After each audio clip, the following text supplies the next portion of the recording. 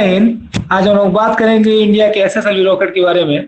तो चलिए शुरू करते हैं। उससे पहले आपको विशेष सूचना देनी है कि अगर आप लोगों में जो कोई लोग भी मतलब इस क्लास को एडवांस लेवल में पढ़ना चाहते हैं, नीचे डिस्क्रिप्शन में जाकर टीचमेंट ऐप को डाउनलोड कर ले और वहां से आप मेरे क्लास को कर सकते हो। एडवांस लेवल पे जो भी क्वेश्चन होगा, लाइव क्वेश्चन आप पूछ सकते हो मुझसे, और भी अधिक जानकारी वहाँ पे आप ले सकते हो।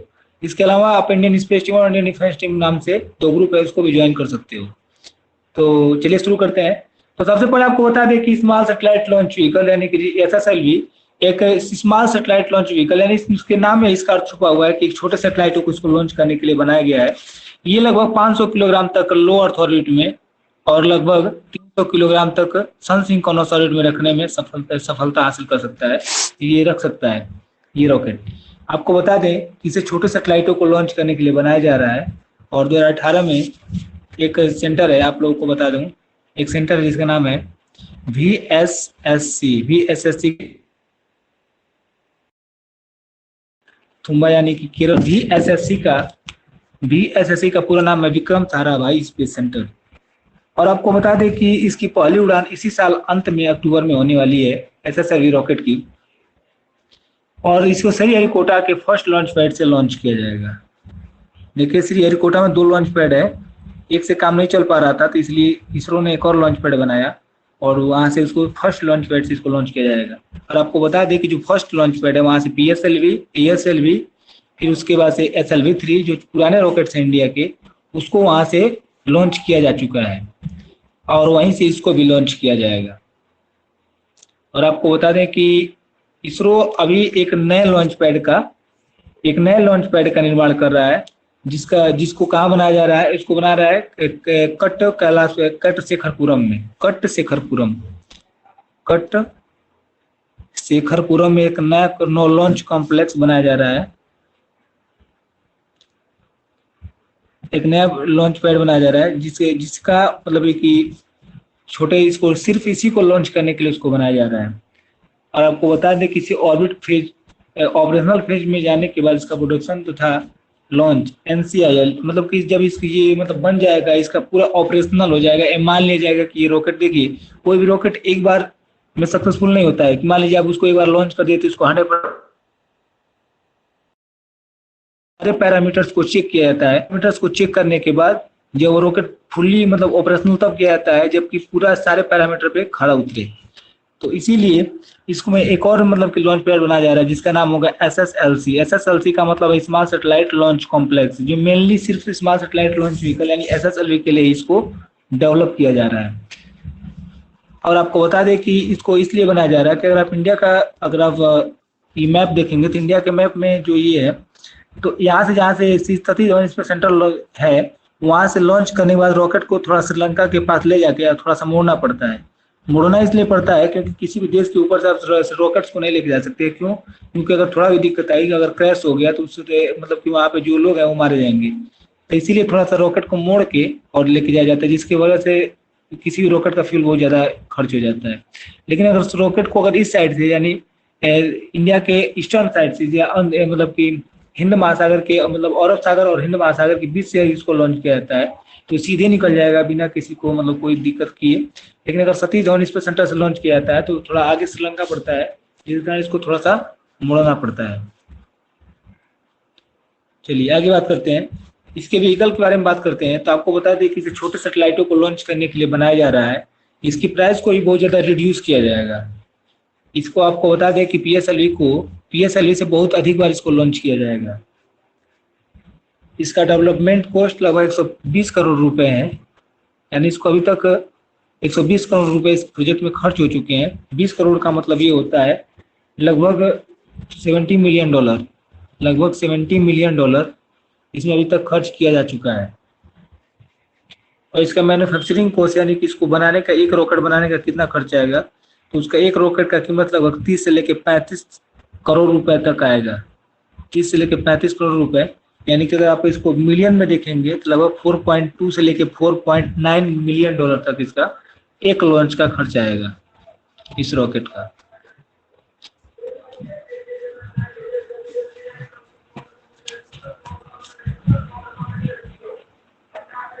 चलिए अब आगे बात करते हैं आपको बता दें कि इसमें बहुत कम लोग इसको ऑपरेट कर सकेंगे। आपको बता दें कि जहाँ पे पीएसएलवी को ऑपरेट करने के लिए यानी पीएसएलवी को बनाने के लिए लगभग 600 लोगों की आवश्यकता पड़ती है।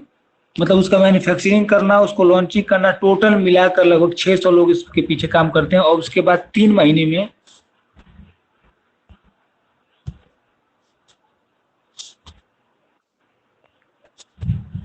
600 लोग लगने के बाद इसको 3 महीने में तैयार किया जाता है। 3 से लेकर 2.5 महीने या 2 महीने में इसको तैयार किया जाता है, जो कि बहुत बड़ी बात है किसी भी रॉकेट के लिए। अगर आप अभी पीए उसका फाल्कन 9 का देखेंगे तो फाल्कन 9 को 14 दिनों में, फिर चाइनीज रॉकेट है, चाइनीज रॉकेट्स को देखेंगे तो उसको 2 से 3 दिनों में इसको लॉन्च किया जा सकता है। लेकिन ये जो रॉकेट है इसको 600 लोग लगते हैं ऑपरेट करने के लिए, और इसको वो भी 1 से 1.5 महीने, 2 महीने, 3 महीने भी हो सकता है। अभी आपको बता दें कि इसी साल लगभग दिसंबर में ही मतलब कि ब्राजील ने ऑर्डर दिया था इसरो को कि हमको सैटेलाइट लॉन्च करना है, आप रॉकेट चाहिए। तो उसके लिए दिसंबर से इसरो ने रॉकेट बनाना शुरू किया और उसको जाके फरवरी में लॉन्च किया गया। लगभग 2 से 3 महीनों का समय लग गया उसको बनाने में। तो यही सबसे बड़ी दिक्कत होती है। अब आप तो देखेंगे अभी इसका एक बेहतरीन कंपटीटर होने वाला है एसएसएलवी रॉकेट का, जिसका नाम है इलेक्ट्रॉन रॉकेट। जो इलेक्ट्रॉन रॉकेट है उसको सिर्फ 1 दिन में 3D प्रिंटिंग के जरिए उसको बनाया जा सकता है। ये बहुत बड़ी बात होती है। और आपको बता दें कि इसमें भी एसएसएलवी जो इंडिया का है, इसको ऑपरेट करने में बहुत कम लोग लगेंगे। लगभग 6 लोग इसको ऑपरेट कर सकेंगे, इसको मैन्युफैक्चर कर सकेंगे।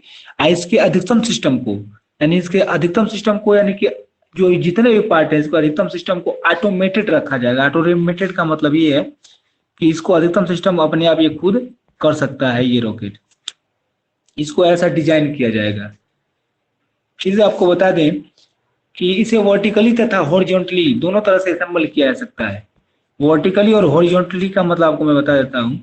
वर्टिकली मतलब सीधा, जैसे मान लीजिए रॉकेट सीधा खड़ा है तो आप यहाँ से बीच में गए, एक मतलब कि यहाँ पे खड़े हो गए, इसके इस पार्ट को जोड़ दिए, आप इससे इस पार्ट को इस पार्ट से जोड़ दिए। अब मान लीजिए कि आप फिर इसके बाद से इस फ्लोर को हटाए, जैसे कि इसरो में होता है, इस फ्लोर को हटा दिए, फिर इस फ्लोर को हटाने के बाद थोड़ा सा ऊपर चढ़ गए, फिर इसके बाद से इसको इससे अटैच कर दिए। तो इसको कहते हैं हम लोग वर्टिकली असेंबलिंग। ठीक। हॉरिजॉन्टली असेंबलिंग का मतलब होता है, हॉरिजॉन्टली जैसे फाल्कन हैवी है, फाल्कन 9 है, इसको हॉरिजॉन्टली असेंबल किया जाता है। हॉरिजॉन्टली का मतलब है ये रॉकेट है, ऐसे लिटा दीजिए इसको, लिटाने के बाद इसका एक पार्ट उठाइए, ये वाला पार्ट उठा के इस पार्ट से लेके जोड़ दीजिए, फिर ये वाले पार्ट उठाइए ऐसे, फिर इस को लेके इसको जोड़ दीजिए। इसे हम लोग क्या बोलते हैं, इसे बोलते हैं हॉरिजॉन्टली असेंबलिंग। आई होप आप लोग समझे होंगे। चलिए आगे बढ़ते हैं। और आपको बता दें कि जीएसएलवी तथा पीएसएलवी के को वर्टिकल तथा एसएलवी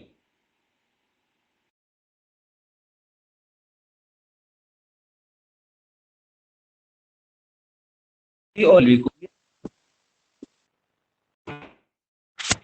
जीएसएलवी जो रॉकेट है और पीएसएलवी है, इसको हम लोग वर्टिकली इसको असेंबल करते हैं, यानी सीधा खड़ा करके इसको असेंबल करते हैं। रॉकेट्स हैं, एएसएलवी है, एएसएलवी 3 है, फिर एएसएलवी है। इन दोनों रॉकेट को हॉरिजॉन्टली इसको असेंबल किया जाता था। चलिए आगे बढ़ते हैं। आपको बता दें कि ये 3 स्टेज का सॉलिड प्रोपेलेंट का उपयोग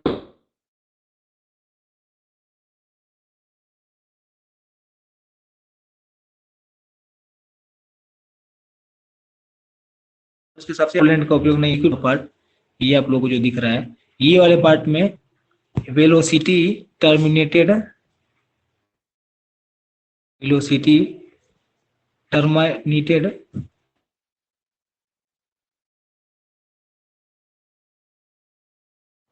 को इसको सही ऑर्बिट में रखने का काम करता है। इसी को बोलते हैं वेलोसिटी टर्मिनेटेड मॉड्यूल।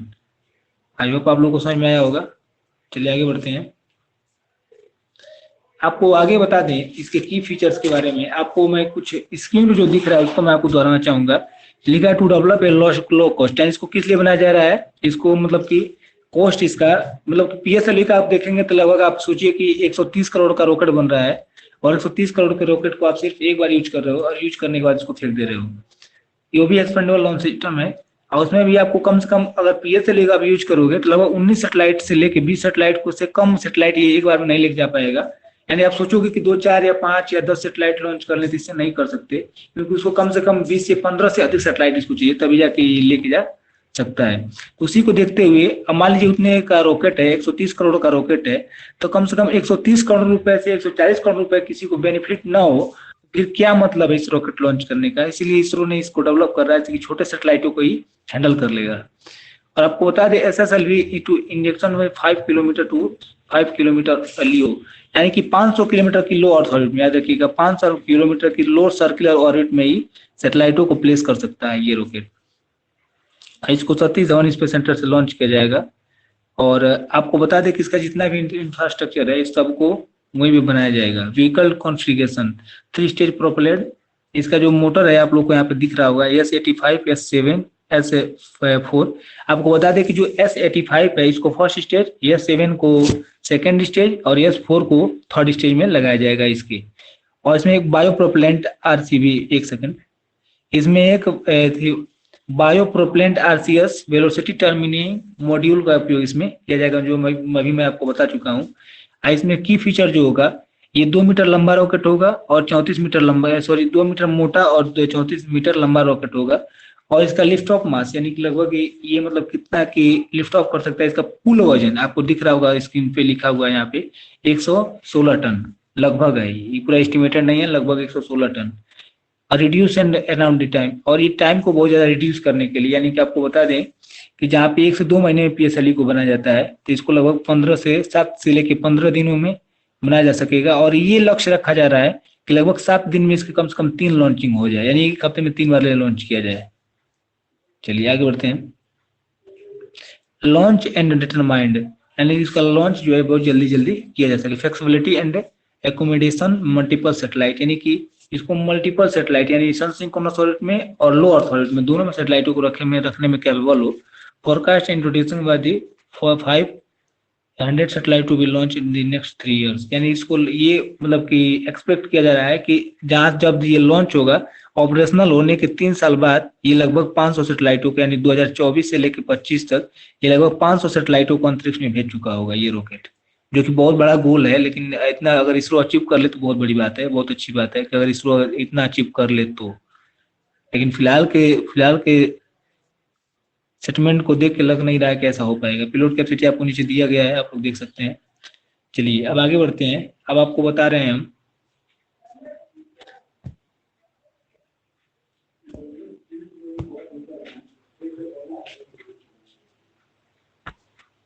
यहाँ पे देखिए, इसमें आपको अच्छे से दिख रहा होगा कि कहाँ पे कौन कौन सा चीजें लगी हुई हैं।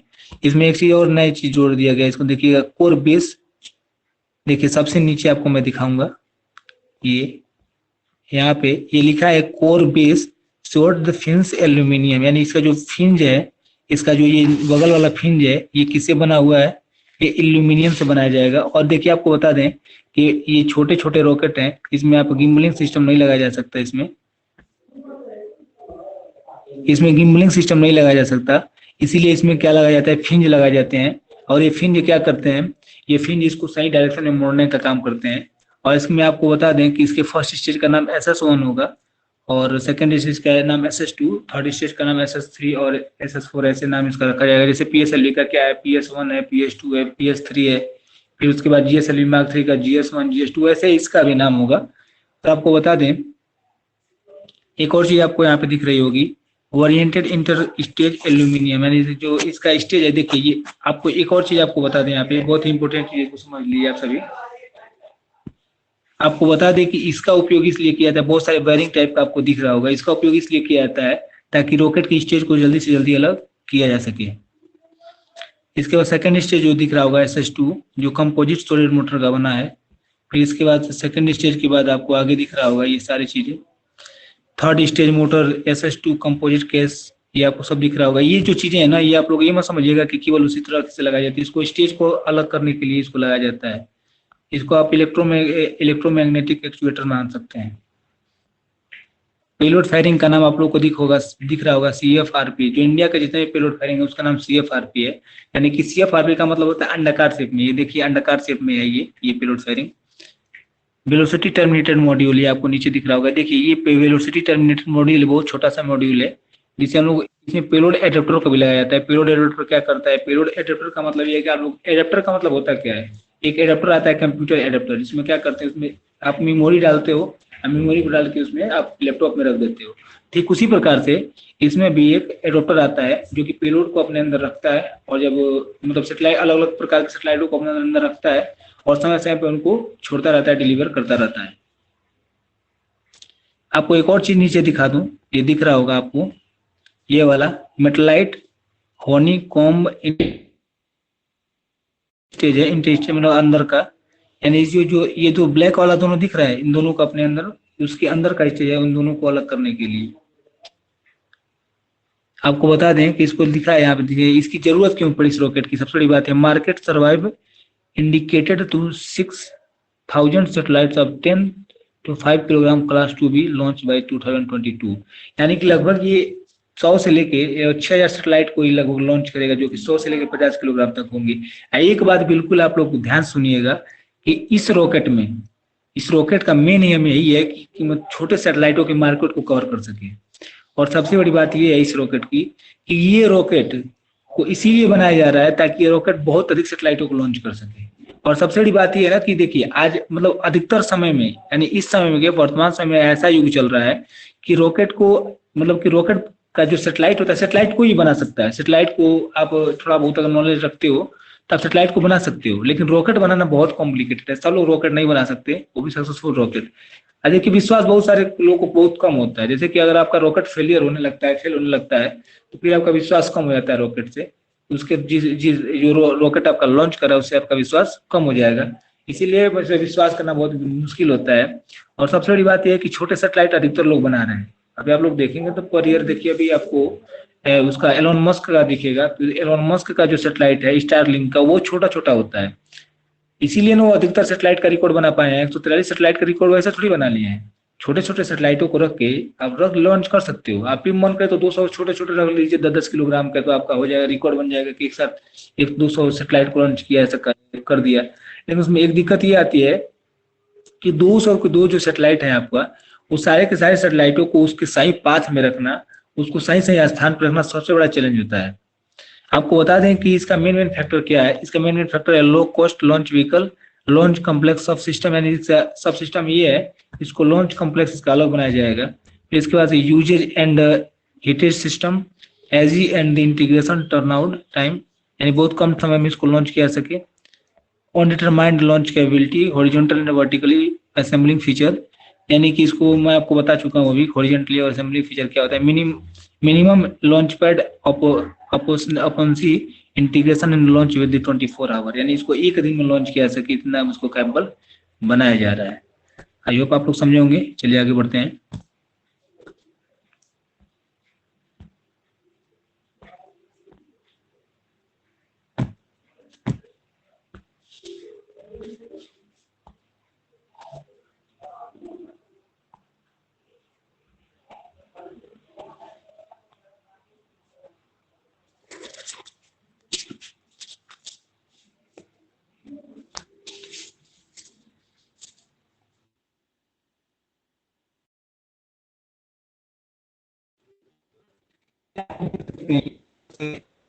जो आप नीचे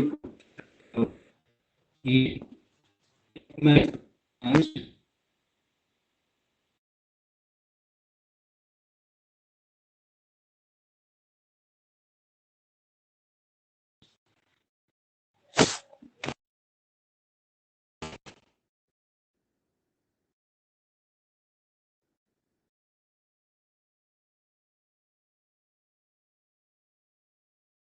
बहुत कुछ कहता है। आपको बता दें कि देखिए इसका फर्स्ट फ्लाइट कब होने वाला था। इसका फर्स्ट फ्लाइट दिसंबर 2020 में होने वाला था, लेकिन अभी तक नहीं हुआ। इस चीज में माइक्रोसेट 2A रॉकेट को ही लेके जाने वाला था, लेकिन अभी भी इसका लॉन्च नहीं हुआ है। आपको बता दें कि एक चीज और मैं आपको बताना चाहूंगा स्मॉल सैटेलाइट लॉन्च कॉम्प्लेक्स के बारे में। तो चलिए बात करते हैं। इसे इस फ्लाइट के लिए डेवलप किया जा रहा है, यानी जैसे सभी के फ्लाइट के लिए इसको डेवलप किया जा रहा है। जो जो नए पोर्ट का निर्माण किया जा रहा है उसमें PSLV का GSLV को अधिकतम श्रीहरिकोटा से लॉन्च किया जाता है, यानी कि जो लॉन्च पैड डेवलप किया जा रहा है मेनली सिर्फ और सिर्फ SSLV रॉकेट के लिए डेवलप किया जा रहा है। जो मैं आपको बताया हूँ कि इस साइड में लॉन्च उसका कॉम्प्लेक्स बनाया जा रहा है, जिसका नाम होगा स्मॉल सैटेलाइट लॉन्च कॉम्प्लेक्स। और आपको बता दें कि जो GSLV और PSLV रॉकेट है इनको मेनली श्रीहरिकोटा से लॉन्च किया जाता है, लेकिन जो ये SSLV रॉकेट होगा इसको कहाँ से लॉन्च किया जाएगा, इसको वहां से लॉन्च किया जाएगा कटम कटम कैलाशपुरम, कटम शेखरपुरम थुम्बा से, तमिलनाडु में जो है वहाँ से इसको लॉन्च किया जाएगा। और इसके लिए SSLC का निर्माण किया जा रहा है जहाँ से इसे लॉन्च किया जा सके।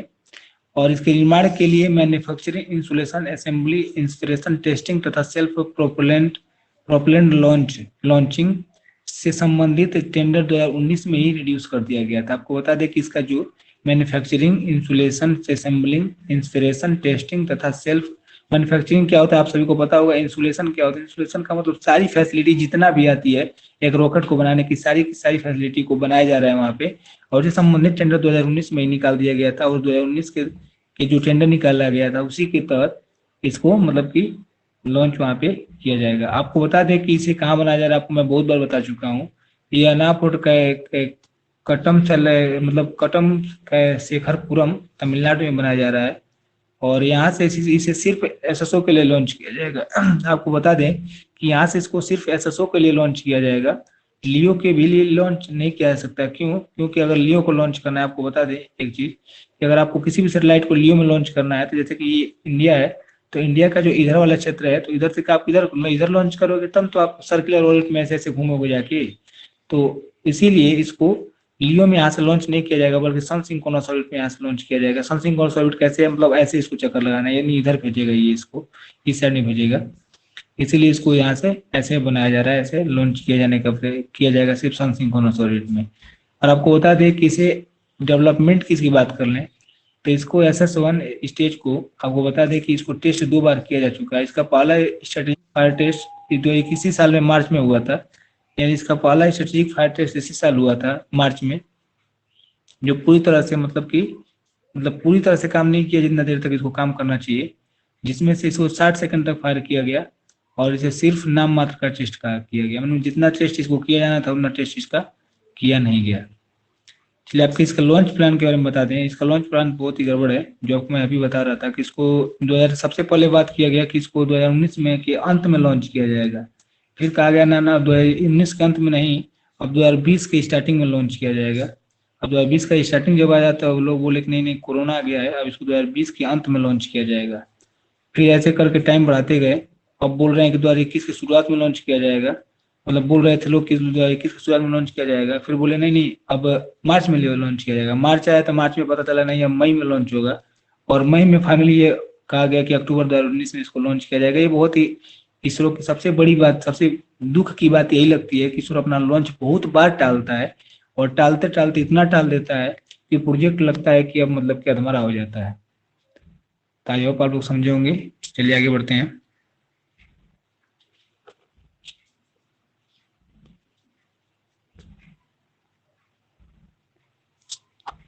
इस तस्वीर में आपको पूरा रॉकेट का दिख रहा होगा, सारा का सारा। मैं इसको बहुत बार समझा चुका, दिया गया है, आप इसको देख सकते हैं।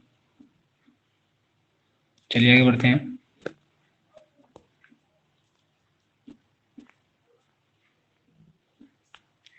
अगर आपको यदि आपको इसका कंपैरिजन कर आप इसको देख सकते हैं कि देखिए ये अग्नि मिसाइल है, अग्नि 5 मिसाइल का लंबाई लगभग 17.5 मीटर है, और इसका लंबाई लगभग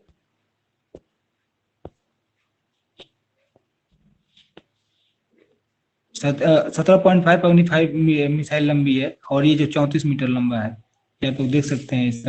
इसका कंपेरिजन मतलब कि कितना लंबा रॉकेट है, इसका अनुमान आप इस तस्वीर से लगा सकते हो। चलिए आगे बढ़ते हैं।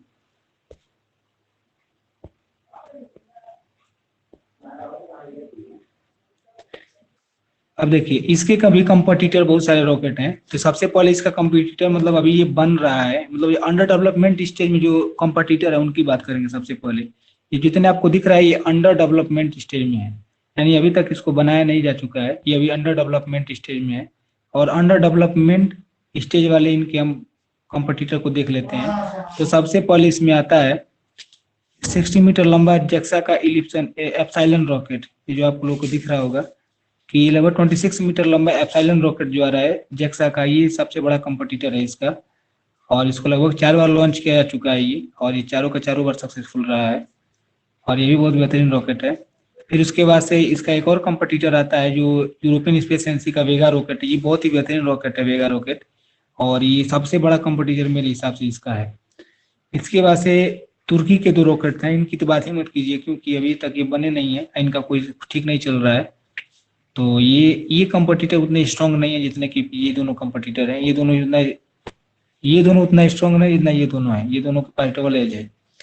तो ये यूएसएस और यूफे तो 2015 में तुर्की ने इस मिशन को मतलब कि इसको बनाने का अनाउंसमेंट किया। उसके बाद से यूएफए का एक और वेरिएंट बनाया जा रहा है जो कि लगभग इससे छोटा होगा, ये 35 मीटर लंबा होगा और इससे लगभग छोटा एक वेरिएंट होगा। और इसको 2017 में तुर्की ने अनाउंसमेंट किया था। तुर्की के जो राष्ट्रपति है ना रिसेप तैयब अर्दोगान, ये कहने को तो बहुत कुछ कहते हैं 5th generation 6th generation fighter jet बना लेंगे, लेकिन जितना कहते हैं उतना अगर करके दिखा दे तो वो तुर्की बहुत आगे जाता है, लेकिन ऐसा होता नहीं है। तो देखते हैं कि आगे क्या होता है, ये रॉकेट बनते हैं सब कि नहीं बनते हैं। वैसे फिलहाल में 2 रॉकेट ऑपरेशनल है, ये वाले इधर वाले ये इप्साइलन और इधर का वेगा, ये दोनों के दोनों वो है, ठीक है। और इसको अब तक लगभग 11 से 12 बार लॉन्च किया जा चुका है, इसमें सिर्फ 1 ही 2 बार ये फेल हुआ है वेगा रॉकेट। ये भी बहुत ही सक्सेसफुल रॉकेट है यूरोपियन स्पेस एजेंसी का। चलिए आगे बढ़ते हैं।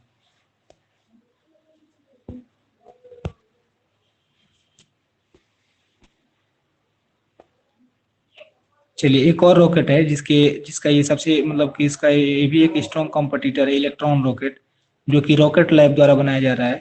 और ये रॉकेट बहुत ही बेहतरीन रॉकेट है। इसको मतलब कि जिस इंजन से पावर दिया जा रहा है उसको बैटरी से चलाया जाता है, यानी टर्बोपंप का उपयोग किसी का देखिए गैस जनरेटर से टर्बोपंप को चलाया जाता है, लेकिन जो इलेक्ट्रॉन रॉकेट है उसको बैटरी से चलाया जाता है, न कि उसको टर्बाइन या गैस जनरेटर से।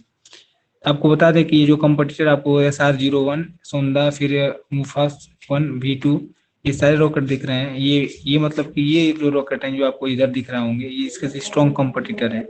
और ये इलेक्ट्रॉन रॉकेट जो है, सावित रॉकेट है, सफार रॉकेट है, ये सब रॉकेट इसके बहुत बड़े। उससे सबसे स्ट्रॉन्ग कंपटीटर की बात की जाए तो सबसे स्ट्रॉन्ग कंपटीटर इसमें कौन सा है, इलेक्ट्रॉन रॉकेट है। अब स्टारशिप दिख ही रहा होगा, स्टारशिप तो इसके आगे तो ये छोटा मोटा बच्चा है, क्योंकि स्टारशिप बहुत बड़ा है। आप सभी देख सकते हैं ये 50 किलोमीटर ऊपर लगभग 400 किलोमीटर ऊपर 50 किलोग्राम का पेलोड लेके जा सकता है ये सफार रॉकेट।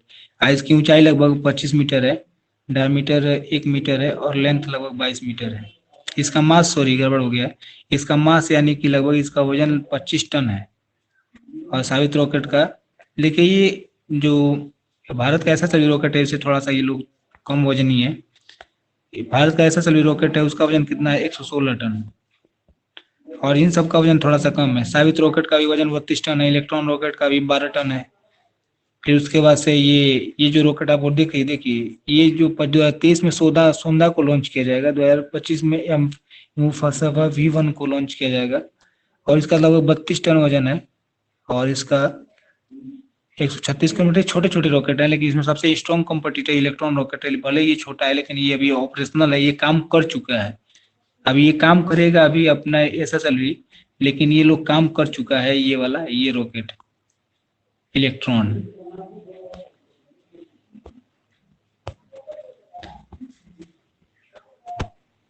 तो ये मतलब आपको बता रहा था। आपको एक चीज और बता दें कि 400 किलोमीटर के SSO में ये सैटेलाइट को भी लेके जा सकता है। और 550 किलोमीटर ये इप्साइलन रॉकेट के बारे में बात कर रहे हैं, रुकिए मैं आपको स्क्रीन पे दिखा रहा हूँ।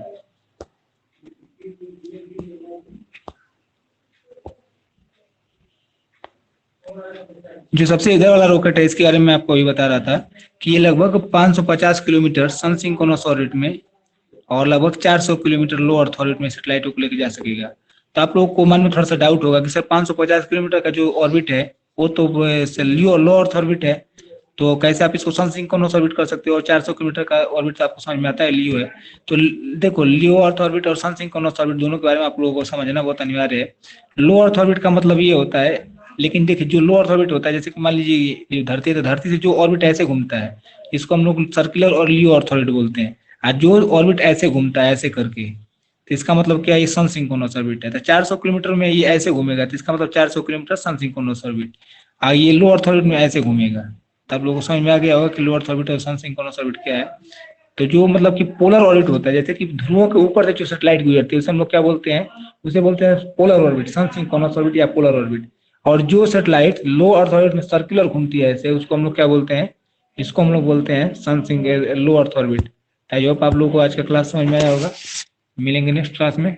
जय हिंद।